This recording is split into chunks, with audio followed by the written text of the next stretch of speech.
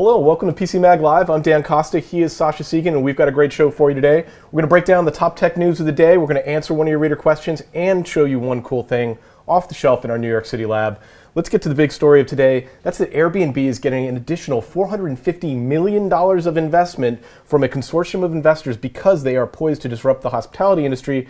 At the same time, a New York State investigation shows that 2/3 of its New York City apartments that are being rented are illegal. Sascha, first of all, why would it be illegal for apartment dwellers to rent out their apartments? And the answer is not obvious. Well, what surprises me is, so Airbnb operates in 32,000 cities, and they now have a $10 billion valuation. There are a couple of key cities where the occupancy rate is so high and there's such a housing shortage that those cities have passed laws basically saying you cannot take apartments designed for long-term use and turn them into hotel rooms. And that's happened in New York, it's happened in San Francisco, it's happened in a very few other places. And I don't see why Airbnb, with their 32,000 cities, doesn't just obey those laws or just back out of those cities. They've got the whole world. Cities. They've got to be the most profitable cities. Those are the places where you can save money by staying at Airbnb instead of getting a very expensive hotel room. Right. Well, this law in New York, I've been following it for years, actually. It came from neighbors who 10, 15 years ago, they were seeing these management companies turning blocks of apartments into hotel rooms. Basically, the management companies would make deals with landlords where they would rent out an entire floor of an apartment building, and then it would be rented out night by night, because you can get triple what you can with a normal monthly rent as a hotel room. And so the neighbors complained to their city council people, and their state council people talked to the state legislature, and the state put its foot down and said, listen guys, there's so few available apartments in New York City that we have to keep these apartments for the people who live here. And you also mentioned there's a safety issue here too. People outside of the city don't understand how co-ops work, the idea of living in a building that's sort of got a controlled environment where you know the other people that live there. Airbnb disrupts all that, and there's a safety issue. Yeah, I mean, that's the other thing about New York City, which is that a New York City apartment building, a good New York City apartment building, is a community of neighbors. 75%, something like that, of owned New York City apartments are in these co-op ownership, which is a very specific New York thing. But what it means is typically that you know all your neighbors, you interact a lot with your neighbors. I can let my kid run in the hallways of my building because I know who lives there. And if some floor of my building was being turned into a hotel with random people coming in and out who don't care about the community, who are changing every day, I don't know who these people are, I would not feel as safe in my building as I do today. Yeah, there's definitely going to be some legal hang-ups and hurdles that they're going to have to clear. Also, the Wall Street Journal is reporting that mobile payment startup Square lost $100 million in 2013 and is currently looking for buyers. This is kind of big news because I was really excited about Square. It was going to disrupt the banking industry. They've currently burned through about half of their $340 million in financing. Their model doesn't seem to be sustainable. I'm disappointed because I had really, really high hopes for this company. Well, I mean, they aim to disrupt the payment industry by offering much, much lower fees than other payment processors. And it may turn out that the fees they offered were so low that you can't actually make any money that way. Yeah, they're looking for an acquisition. They're looking to get bought. Apple's being mentioned, PayPal's being mentioned, Google's being mentioned. So they may live on in another form, and they're not out of business now. But it's pretty clear this is not a sustainable model. Losing $100 million a year is just not going to work.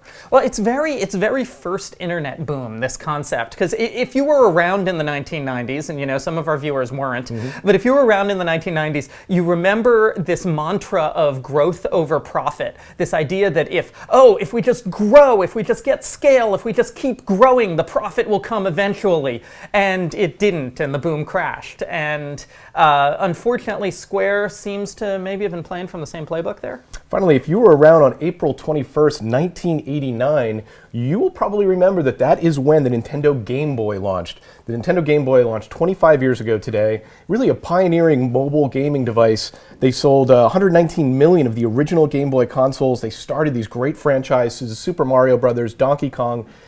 Brings us to the point now where Nintendo, 25 years, you think they'd be throwing a parade for the Game Boy.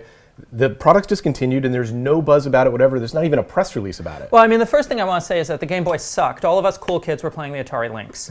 Okay, the Atari Lynx, full color, Much better game. Well, not much better. Some cool games, but just No a better piece franchises, of though. hardware. Didn't have the franchises. Didn't have the support. The company was on the verge of collapsing. The Lynx is one of, in my mind, the great tragedies of handheld gaming. If you remember it at all, go look it up. Atari Lynx, ahead of its time. It still lives on the web. Yes. In any case. The Game Boy, I mean, Nintendo believed in this end-to-end closed first-party gaming model.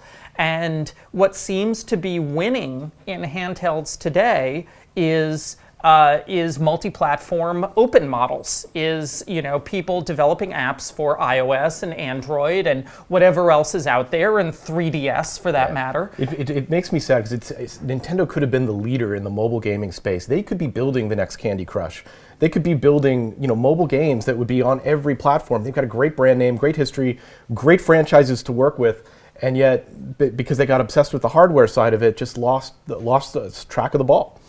Yeah, well, I mean, they didn't say, we've been talking about disruption. They got disrupted, okay? They got disrupted the same way the point-and-shoot digital camera guys got disrupted, the same way the MP3 guys got disrupted, with their function being folded into devices that people already have, the smartphones and tablets. Software is where it's at. Let's move on to a reader question. We answer your reader questions in the comment section on YouTube, on Twitter, on Facebook. Send them in to us. We will read them loud on air.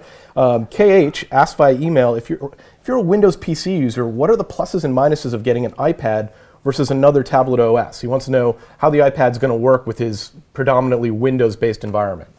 Yeah, now you could certainly get an Intel Bay Trail powered Windows 8 tablet like the Asus T100 TA, which I really like, which runs all of your Windows 8 apps and shares files seamlessly, same apps, same experience, just in a small portable tablet form. So that's an easy transition for a Windows user. But the iPad is also a lot of fun, and the iPad has a huge amount of exclusive touch-focused apps. Now, if you're talking about sharing files, there are a bunch of ways to share files between your Windows PC and your iPad. The easiest ways are actually cloud-based. It's by using things like Google Drive or Box or Dropbox. There are apps on the iPad which will read and edit generally your Windows application files, but you are going to be using a different set of apps. But you know what? In my mind, that's kind of part of the fun. It's kind of part of the fun to be able to figure out how to use these two different paradigms and then to have double the skills. And also, if you get Office 365, you can actually have all of your Office suite now too, running on your iPad. So that closes one more little gap between the two platforms. I would not hesitate to get an iPad at all, even if you are used to Windows. I think they play pretty nicely together at this point. Let's move on to one cool thing. We test thousands of products here in our lab in New York City. Every day we take one thing off the shelf and show it to you. Today, that cool thing is the ASUS Transformer Book Trio. Now, it's $1,500, which is a lot to pay for a laptop, but it is not just a laptop. It is a laptop. It is a tablet. It can also be used as a desktop. Don't drop that. It's got an Atom processor. It performs and benchmarks really nicely. The neat thing about it doesn't just have an Atom processor. That's what's so weird about this thing. Okay? This has an Atom processor. This has an Intel Core i7. Because it runs both Windows and Android. So you've got an Android tablet experience and an Android laptop experience and a Windows tablet experience and a Windows laptop experience. But what's super freaky about the Transformer Book Trio is that the keyboard is an entire functioning Windows 8.1 PC all by itself. There's a Core i7 processor and a 500 gig spinning hard drive in this thing, and you can just hook the keyboard up to a monitor and it becomes a Windows desktop PC. This is crazy. Yeah, it's really bizarre. It's really cutting edge. I like the idea of it. I think it's undeniably cool. We've tested it in the labs.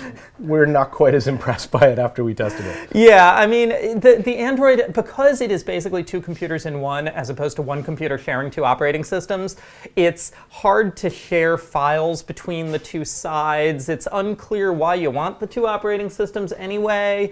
Nobody really wants an Android-powered laptop. Yeah, it's expensive. It's kind of clunky, but you gotta give Asus some serious points for thinking outside the box here. Yeah, we love it. It's definitely cool. You can read Brian Westover's full review to find all the pros and cons.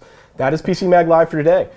Tune in tomorrow. We'll have a brand new show for you. And remember to send us your questions on Facebook, on Twitter, and on YouTube. Thanks for joining us.